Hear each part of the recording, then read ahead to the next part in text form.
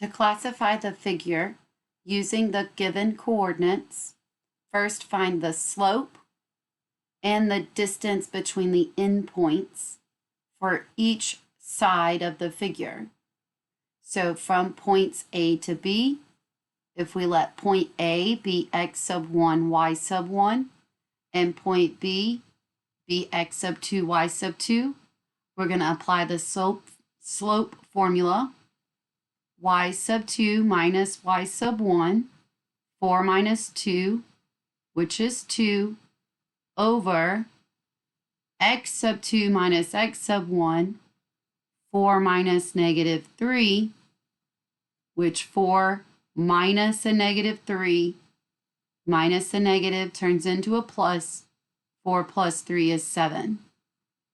So now that we know y sub 2 minus y sub 1 is 2, we can use that in the distance formula. And we know x sub 2 minus x sub 1 is 7. So the distance formula tells us to do x sub 2 minus x sub 1 squared plus y sub 2 minus y sub 1 squared. So those differences squared, and then take the square root.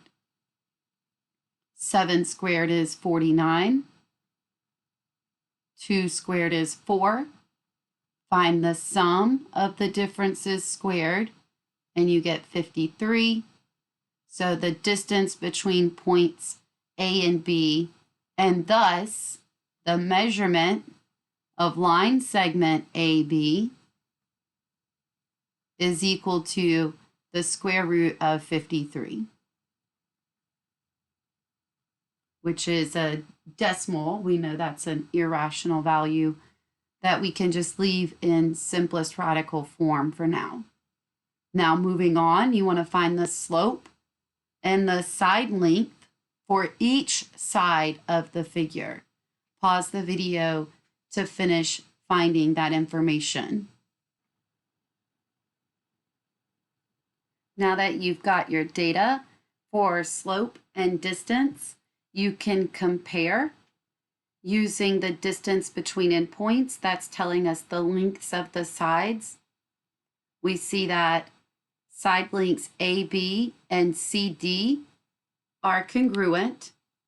So AB is congruent to CD. Those are opposite sides, along with BC and DA are congruent since they each have the measure of square root 29. So we have opposite sides congruent based on the distance formula and the side lengths that we've provided here. If we look at the slope, we can compare the slopes of opposite sides as well. We see that the slope of line AB is 2 over 7. The slope of CD is also 2 over 7. A negative divided by a negative is a positive. So negative 2 over negative 7 is equal to positive 2/7. That would mean that opposite sides have the same slope. That applies to BC as well. Opposite sides have the same slope. So now we've identified based on slopes that we know opposite sides are parallel. Same slope for AB and BC, as well as BC and DA. The last thing we need to think about, so since we've ruled out figures that have all congruent sides, because a square has 4 equal sides, a rhombus has 4 equal sides. We've ruled that out, and now we've got opposite sides are congruent and parallel. That could be a parallelogram. That could be a rectangle.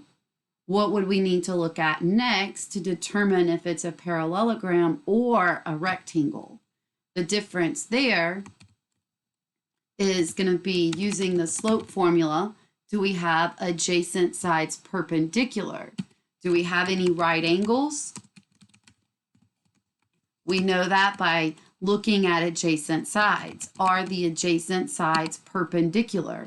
How would you determine if the adjacent sides are perpendicular?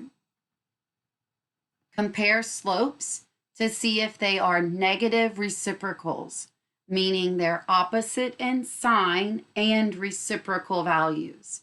When we look at the slope of AB, the opposite and reciprocal of 2 over 7 is negative 7 over 2. Is that the slope of BC, the line that AB intersects? No. Therefore, adjacent sides are not perpendicular, meaning there are no right angles because those slopes are not negative reciprocals. So we've proven we have no right angles. If we prove there are no right angles using the slope, we can say it's not a rectangle. So with the information we see, we've got opposite sides congruent and parallel. There are no right angles, and the 4 sides are not congruent. Therefore, we've proven that this is a parallelogram. That is not a rectangle.